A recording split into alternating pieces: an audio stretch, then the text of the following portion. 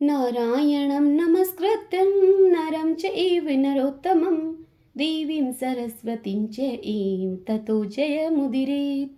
जय श्री कृष्ण। राधे राधे। कार्तिक मास महात्म्य पद्म पुराण से वर्णित 10वां अध्याय सुनेंगे आज के इस अध्याय में हम सब शुक्र क्षेत्र का महात्म्य तथा मासों उपवास व्रत की विधि का वर्णन सुनेंगे। सब बोलिए विष्णु भगवान की जय। ओम नमो भगवते वासुदेवाय।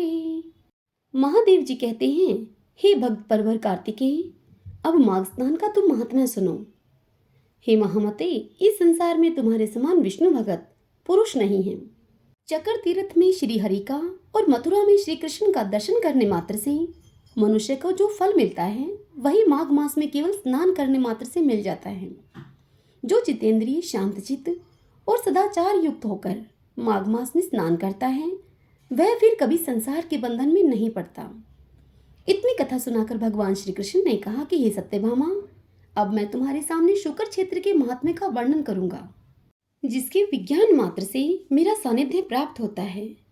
5 योजन विस्तृत शुक्र क्षेत्र मेरा मंदिर, मेरा निवास स्थान है। हे देवी, जो इसमें निवास करता है वह गधा हो तो भी चतुर्भुज स्वरूप को प्राप्त होता है। 3303 हाथ मेरे मंदिर का परिमाण माना गया है।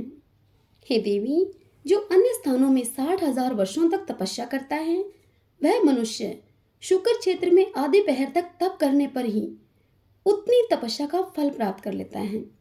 कुरुक्षेत्र के सनिहति नामक तीर्थ में सूर्य ग्रहण के समय तुला पुरुष के दान से जो फल बताया गया है वह फल काशी में 10 गुना, त्रिवेणी में 100 गुना और गंगा सागर संगम में सहस्त्र गुना कहा गया है। किंतु मेरे निवास भूत शुक्र क्षेत्र में उसका फल अनंत गुना समझना चाहिए।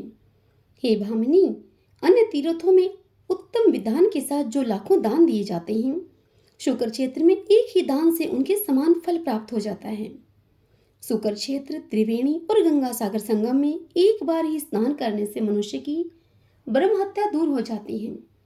पूर्व काल में राजा अलरक ने शुक्र क्षेत्र का महात्म्य श्रवण करके 7 द्वीपों के सहित पृथ्वी का राज्य प्राप्त किया था। कार्तिकेय ने कहा अपने पिता से, हे भगवान, मैं व्रतों में उत्तम मासों उपवास व्रत के विषय में सुनना चाहता हूँ, साथ ही उसकी विधि एवं यथोचित फलों को भी श्रवण करना चाहता हूँ। तब महादेव जी उससे बोले, हे बेटा, तुम्हारा विचार बड़ा उत्तम है।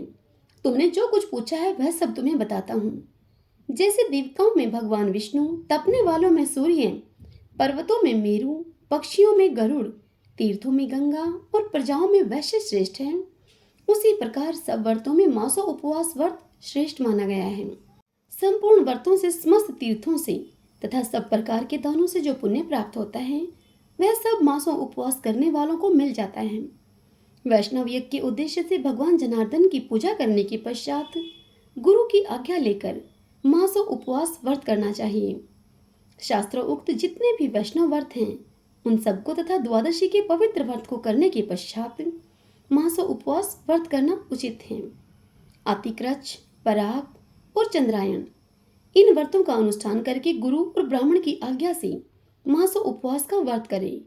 अश्विन मास के शुक्ल पक्ष की एकादशी को उपवास करके 30 दिनों के लिए इस व्रत को ग्रहण करें। जो मनुष्य भगवान वासुदेव की पूजा करके कार्तिक मास भर उपवास करता है वह मोक्ष फल का भागी होता है। भगवान के मंदिर में जाकर तीनों समय भक्ति पूर्वक सुंदर मालती, नीलकमल, पद्म, सुगंधित कमल, केशर, खस, कपूर, उत्तम चंदन, नैवेद्य और धूप दीप आदि से श्री जनार्दन का पूजन करें। मन, वाणी और क्रिया के द्वारा श्री गरुड़ ध्वज की आराधना में लगा रहे। स्त्री, पुरुष और विधवा जो कोई भी इस व्रत को करे पूर्ण भक्ति के साथ इंद्रियों को काबू में रखकर दिन रात श्री विष्णु के नामों का कीर्तन करता रहे। भक्ति पूर्वक श्री विष्णु की स्तुति करें, झूठ न बोले, संपूर्ण जीवों पर दया करें, अंतःकरण की वृत्तियों को अशांत न होने दें, हिंसा को त्याग दे, सोया हो या बैठा हो श्री वासुदेव का कीर्तन किया करें। अन्न का स्मरण, अवलोकन, सूंघना, स्वाद लेना, चर्चा करना तथा ग्रास को मुंह में लेना ये सभी निषिद्ध हैं। व्रत में स्थित मनुष्य शरीर में उपटन लगाना, सिर में तेल की मालिश कराना, पान खाना और चंदन लगाना छोड़ दे तथा अन्यान्य निषिद्ध वस्तुओं का भी त्याग करे। व्रत करने वाला पुरुष शास्त्र विरुद्ध कर्म करने वाले व्यक्ति का स्पर्श न करे, उससे वार्तालाप भी न करे। पुरुष सौभाग्यवती स्त्री अथवा विधवा नारी शास्त्र उक्त विधि से 1 मास तक उपवास करके भगवान वासुदेव का पूजन करें। यह व्रत गिने गिनाए 30 दिनों का होता है, इससे अधिक या कम दिनों का नहीं। मन को संयम में रखने वाला जितेंद्रिय पुरुष 1 मास तक के उपवास के नियमों को पूरा करके द्वादशी तिथि को भगवान गरुड़ ध्वज का पूजन करें। फूल, माला, गंध, धूप, चंदन, वस्त्र, आभूषण और वाद आदि के द्वारा भगवान विष्णु को संतुष्ट करें। चंदन मिश्रित तीर्थ के जल से भक्तिपूर्वक भगवान को स्नान कराएं। फिर उनके अंगों में चंदन का लेप करके गंध और पुष्पों से श्रृंगार करें। फिर वस्त्र आदि का दान करके उत्तम ब्राह्मणों को भोजन कराएं। उन्हें दक्षिणा दें और प्रणाम करके उनसे त्रुटियों के लिए क्षमा याचना करें।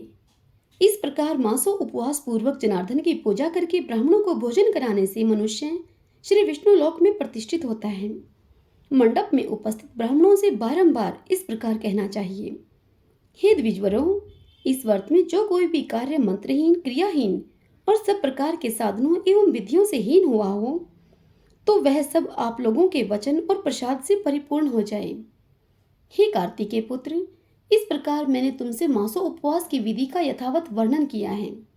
हरिओम तत्सत। गोविंदे गोविंदे हरि मुरारी, गोविंदे गोविंदे मुकुंद कृष्ण, गोविंदे गोविंदे रथांग पाणि, गोविंदे दामोदर माधवेति। ओम नमो भगवते वासुदेवाय।